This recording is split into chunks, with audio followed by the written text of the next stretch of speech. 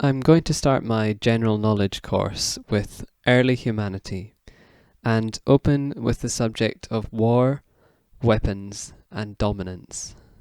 Much of human history is concerned with armed conflict, conquest, and cruelty. Modern warfare has killed far more than disease or natural disasters in the last century.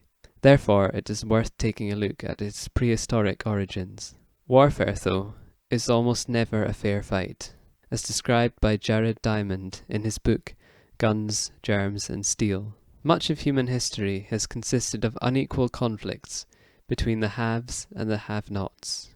Another question, then, is that of how the capacity to make war developed unevenly across the globe, making some societies into military machines and others merely light defenders of their own territory.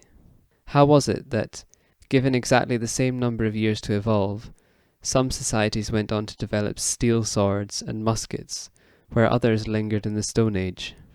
To answer this question, Diamond takes a continental perspective.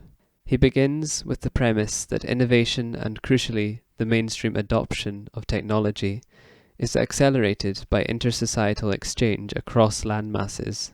Eurasia was unique in that it was populated by several sedentary societies, all living at the same, relatively easily traversable latitude.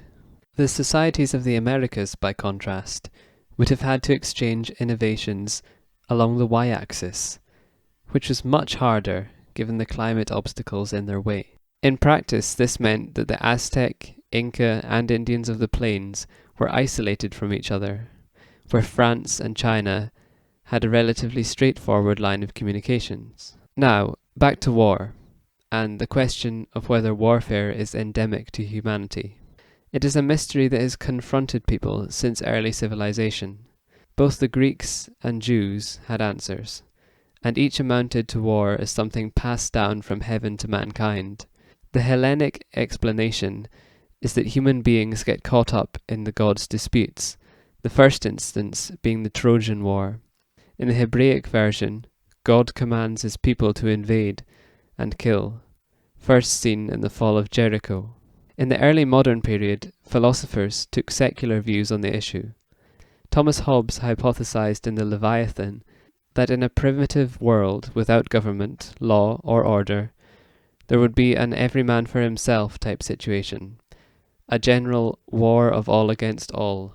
Opposing him was Jean-Jacques Rousseau, who said that in a state of nature people were peaceful and that war was a later development. All of these ideas were based on abstract thought rather than empirical evidence, which only arrived in the form of evolutionary theory, genetics, and archaeology.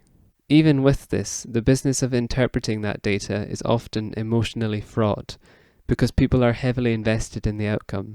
It matters a great deal whether warfare is a relatively recent phenomenon or primeval, and if it serves an evolutionary purpose, because that has implications for its potential elimination. The fact is that chimpanzees, our closest primate ancestor, make war.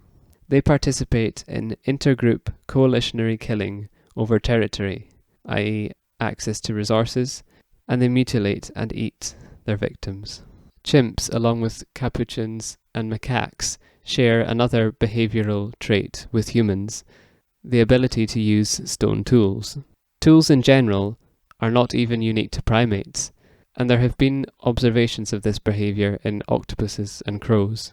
Stone implements had been used by animals to crack open nuts and to assist digging.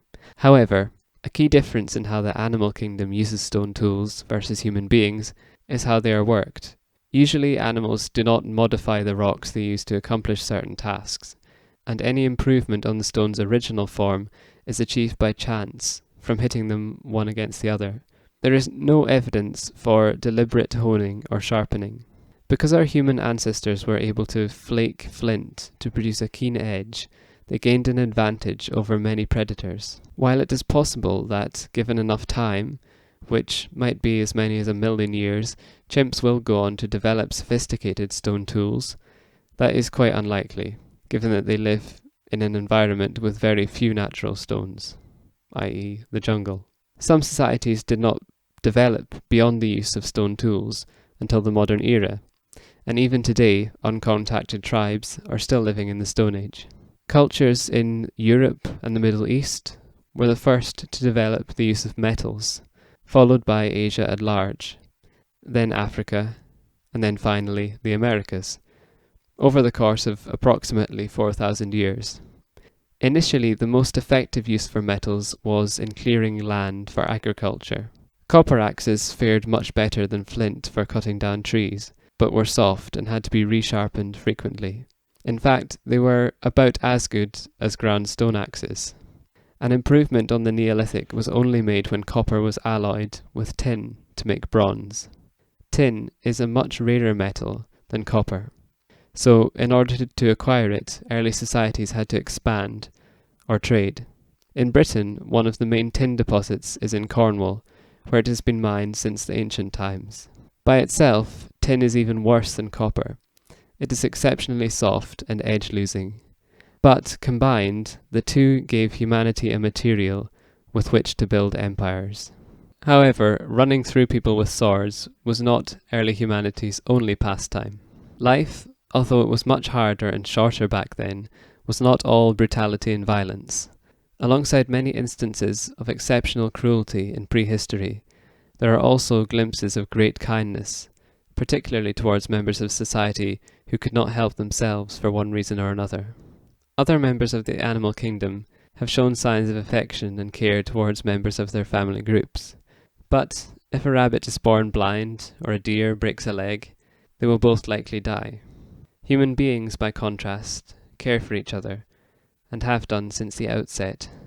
Social Darwinists have tried to assert that natural selection was the guide for primitive man, and that weaker members of society were simply left to fend for themselves. And even early thinkers like Plato prefigured eugenics.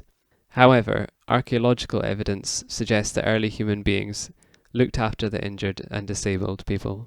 Indeed, anthropologist Margaret Mead has said that the healed femur was the first sign of civilization.